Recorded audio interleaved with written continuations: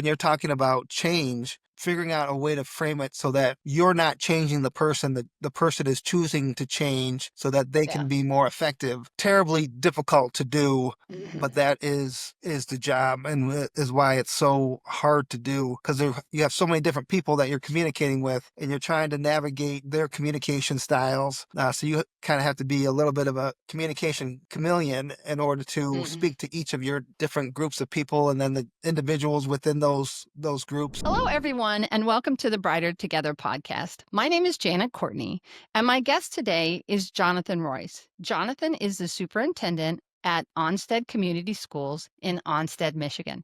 Jonathan, thank you so much for being here today. My pleasure. I'm happy to be here. So, tell everybody a little bit about Onstead Schools and your role there. So Onstead Schools is a small rural community in Michigan. It's in Lenawee County, and our student count is just under 1,200 students. We are kind of a combination of a lake community and, again, that traditional Midwest small town type of feel. So very traditional educational roots, with um, community understanding that the future is here and the future is coming. And so um, there is a real understanding that, while we value our traditions, we also know that we need to make sure our kids are ready to participate in a global society. So just kind of balancing Mhm. those two lenses is my role as the superintendent. This is my first year, so there has been a lot of learning taking place for me, and so far it's been pretty good. Congratulations. That's fantastic. And I love the perspective that you have because I'm uh education. I was educated in the 70s. That is not the world that we have today. And it is a fast pace, lots of changes. And so what kinds of things do you see as being um that you're managing? What are some of the things that you're managing or see as things that even other schools that need to be considered? Because it just feels like you turn around and there's something new, and then there's something new, and then there's something new. How are you managing it? I think, as an educator, so I've been in the business for a couple of decades. Hmm. Like you said, you came up in the 70s. I came up in the 80s and 90s. And while changes continue to happen, some of those fundamentals remain the same. And that's not always a good thing, Hmm. because outside of these walls, that change is ever increasing.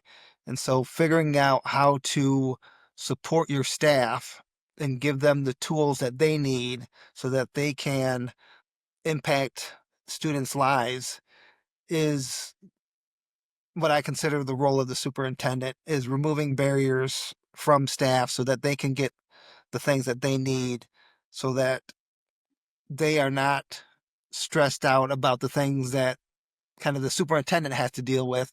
And all they Right. have to worry about is those, 20 to 30 kids in their classroom, um, every day from 8 a.m. to 3 p.m.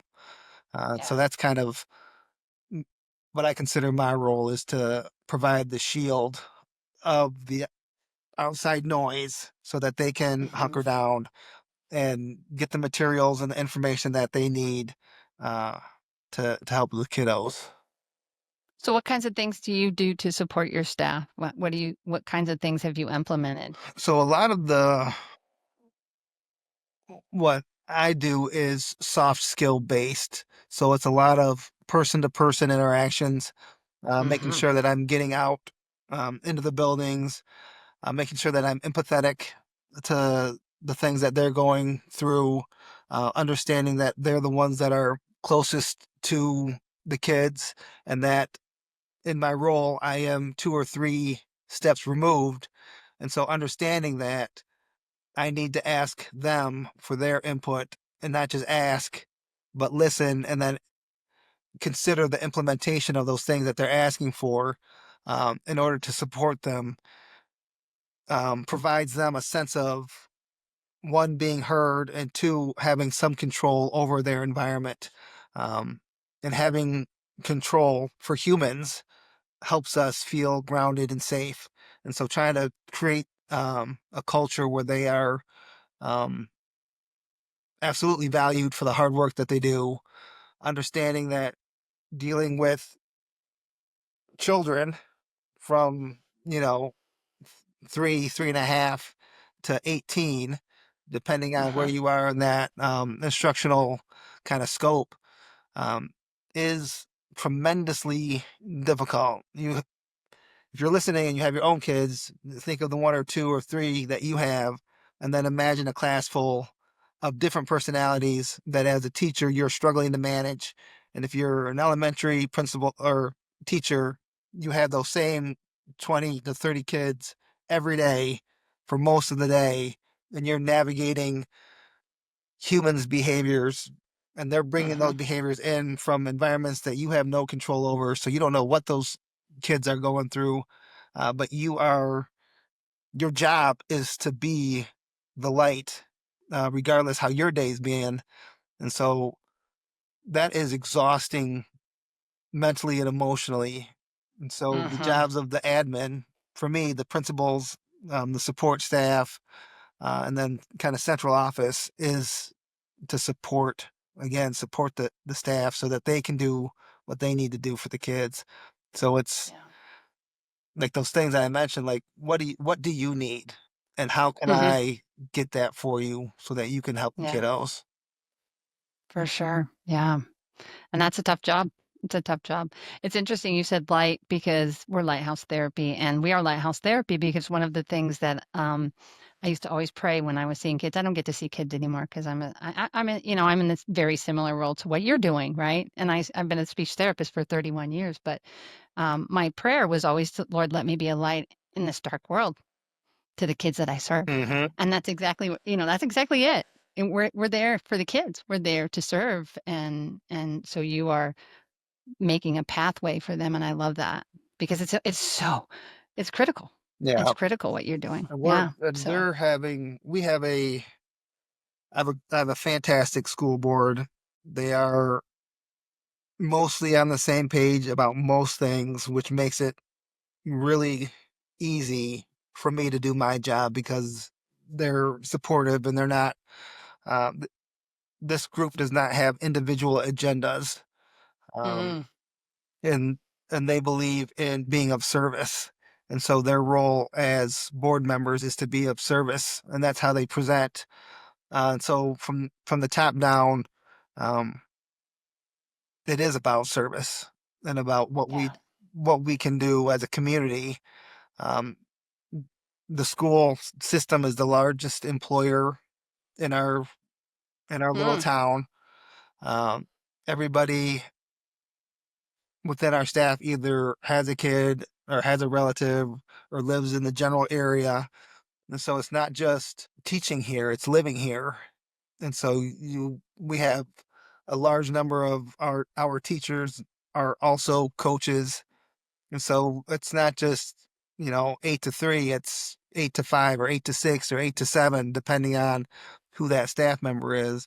So it's a life choice. yeah. Um, and, you know, sometimes it's not very glamorous and you don't always get credit for it because, everybody has been to school. So everybody thinks they know what it means to be a teacher and they have ideas of what education should look like. Hmm. And so that's part of the struggle when it comes to trying to implement change is that people, parents, are nostalgic about what their educational, generally speaking, they're nostalgic Right. about No, what I get school it. was. Hmm. And so if you try to change things too quickly, you get pushback because that's not what I remember school being. Hmm. So if you're implementing change, you got to make sure that you're communicating it in a way that is still grounded in those values and beliefs that the community members remember, or else, as a superintendent, you'll be out of a job. Right. So just Right. kind of understanding that my understanding is it's my role to facilitate change in a way that is palatable to the community as a whole, um, by being a good enough communicator that I can speak to, this is what the future looks like it's bringing.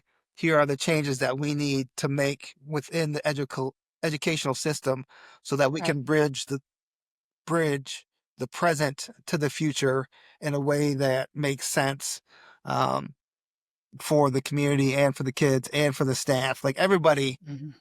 Right. needs to be on board, or you're not going to be able to do that. So one of the main jobs as the superintendent is communication Right. and Yeah. creating that vision and communicating that vision and being empathetic to the pain that change will entail. And nobody likes change. They No. don't. Nobody likes change. It's hard. Change is hard. We always resist it, you know. I was my last call, I was like, yeah, I've been coloring my hair for 10 years. I don't like the gray. My Right. husband teased me about the gray 10 years ago. So he told me I was getting racing stripes. Well, now I color my hair. Right. I don't like change. I don't want to get old. You know, I'm getting there and it's inevitable, but Right. you know, it's like, I don't like change. I don't like that Yep. change. So, But but what do we do when when changes happens? We have to either embrace it or do something about it, right. right? And there's the piece that you talked about. So you chose to make a change. So it wasn't hard for you to change the coloring your hair because you Right. decided that that was a change that you wanted to make. So when you're talking about change, figuring out a way to frame it so that you're not changing the person, that the person is choosing to change so that they Yeah. can be more effective, um, is Exactly. is ter- terribly difficult to do, Mhm. but that is the job and is why it's so hard to do because you have so many different people that you're communicating with and you're trying to navigate their communication styles. So you kind of have to be a little bit of a communication chameleon in order to Mhm. speak to each of your different groups of people and then the individuals within those groups, and um, figuring Yeah. out what people's strengths are and how to put them in the positions to be successful. It's a continually moving jigsaw puzzle that we're Mhm. dealing with in education in order to help our students be successful. Mhm. And yet you're doing it, you know, obviously. And that's fantastic. I mean, you obviously wouldn't be in this role if they didn't think that you could do it. And one of the things too, I think, is adaptability. You know, you communicate. You know when you've gotten it right, when you figured it out and it's working. Boy, as a leader, you know. But when it doesn't work So and you that know too. it's not working, you know that Yep. Yep. exactly. Yeah. Whoops, we missed the mark. It's so surprising to me sometimes because we have a staff of about 100 therapists that we work with right now.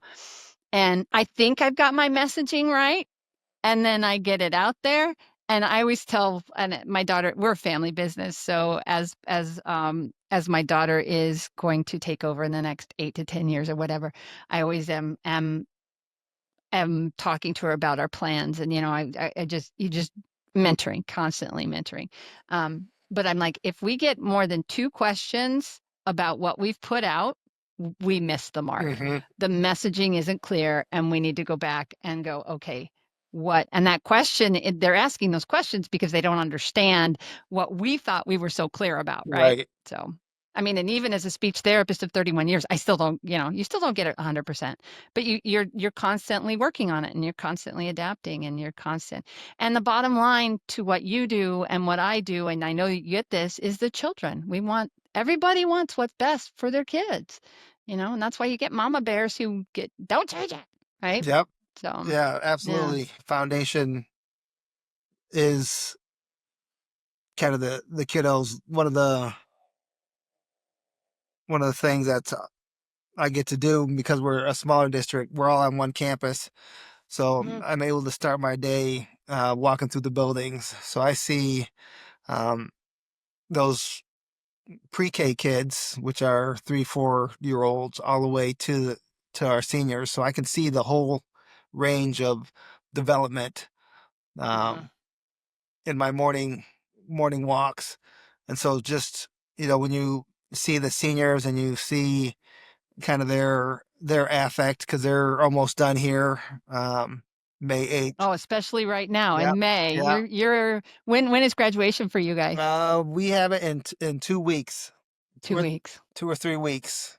So we're close. So this will be my first graduation here, but um, like I can see those seniors, and then I can see, like I said, those fifth graders, and I can imagine that growth. Mhm. And to them, they're grown, but to their parents, they are still their babies.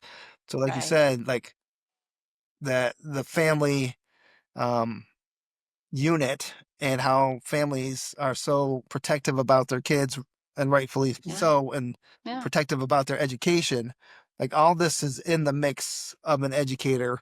And it's Yeah. just things that general public doesn't always think about when they think about, sending their kids off, or what those educators are thinking about.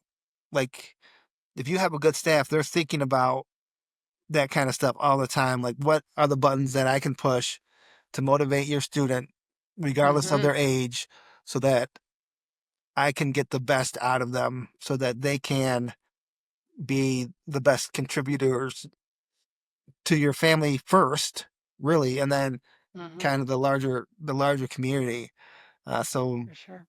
For like, sure. our job isn't just to build um, avenues for students to be in the workplace. It's to help them be strong members in their family also. Like we're, Mhm. we're supportive of that family, um and then kind of that immediate community, and then that kind of ripples out, um Yeah, to and society as a whole, right? right. Yeah. So Mhm. what we do here ripples out. And so Yeah. knowing that, depending on how that student is coming to us, we don't know what trauma they've had in their life. We don't know which kid is coming to us with a alcoholic parent, or which student is coming to us that has been abused in some way. Like we don't know. All we see are their actions, Yeah. and Yeah. we have to figure out how to support those kids so that they are fit to be learners and adaptable Mhm. and be able to Yeah. change and be resilient and all these other pieces. Yeah. So it's not just the academics. We need them to be in the right mental space in order for them to even retain information. Like that's Right. just how the human brain works. Like if you're Right. in a fear state or a stress state or an anxiety state, the information that adults are giving you aren't going to stick in your brain. No. So Yeah. creating that safe environment and having the opportunity to feed the kids and make sure that they have their snack and like all these Mhm. um, essential kind of Maslow's hierarchy of needs type of things Yeah. in order Mhm. to get them to to learn is like first steps. How do you create a classroom culture where they feel safe and they feel part of the class, and like teachers are managing all these little All of social that. interactions, Mhm. little bubbles, little cliques, little social interactions, just to get them to the point where that they can teach them to read, they can teach them Right. mathematics, they can teach them the social studies and the science and the PE and the health and all these other things. Um, so like that's step one is Mhm. Yeah. is making sure that the kids know that you care about them and that they have friends and that they are not alone. Mhm. And Yeah. so that's Schools are a safe space. That was the sad thing about the pandemic is that they lost that safe space. That was yeah. tough. That was a tough, tough time. So, and getting that back is really important. Well, I have one last question. I ask this of all of my podcast guests. So, if you could miraculously solve one challenge in your school, what would you want to solve? One challenge. in the school. I know there's many. Oh, all right. Like, that's such a big Yeah. question. It's a Um, tough question. I And think, that's why I ask it of everybody because it's going to show us your heart. It really does. right. I think, figuring out a way to give staff the knowledge or the feeling consistently that that they are valued, that they Mm, matter, that they are the uh, light bearers. If we think of mhm, our kids as light for the future or of the future, um, because they aren't always appreciated. It's Staff Appreciation Week, so it is. It is. Yes. Yeah. but if they could feel that all the time, the impact that they have every day on kiddos, and just remember that, I think, because we get tired, we get run Hmm. down, all got our own stuff, but just Yeah. a way to continually let them know how much and how well that when they are at their best, that they are literally sending their love into the future, and the Hmm. kids are bearing that. And Yeah. so just that idea Very good. of I don't even know how to describe it, but Huh? I get it. I get what you're they're saying. Yeah, doing, you wanna empower and equip your teachers 100%. Yeah, yeah, and know that they and I think you are. I think that that's the question is always a tough one because it's just, but it's a great question and it's a great question to ask because it just is it's who we are. I mean, we love our kids. We love our you love your staff. You want them to be successful. You want your team to be successful and you work really hard day in and day out to make sure that that happens and some of it is totally out of your control. There isn't anything you can do, yeah. but you just keep doing it. You just keep doing it. You keep stepping into it. And I get that. So, Jonathan, what a great conversation. I appreciate I it. we really got to see a little bit of your heart, and I love that. I love that you're working very hard for Onstead, and I would love to say congratulations to your graduates in 2 years, 2025. They are blessed because you're there. So congratulations to them. It's such a cool thing to watch your kids that you've worked so hard all year Yeah. to get them across that line. So that's fantastic. So Well, thank you, Jan. I congratulations to appreciate the them. opportunity. Yeah. So um, let's one last thing. Where should people go if they want to learn a little bit more about you and your school? If they want to learn about me and my school, they can go to onsteadschools.us. Onsteadschools.us. Come check us out. Uh, Great. Thank you once again. And thank you for being on the Brighter Together podcast because we are really brighter together.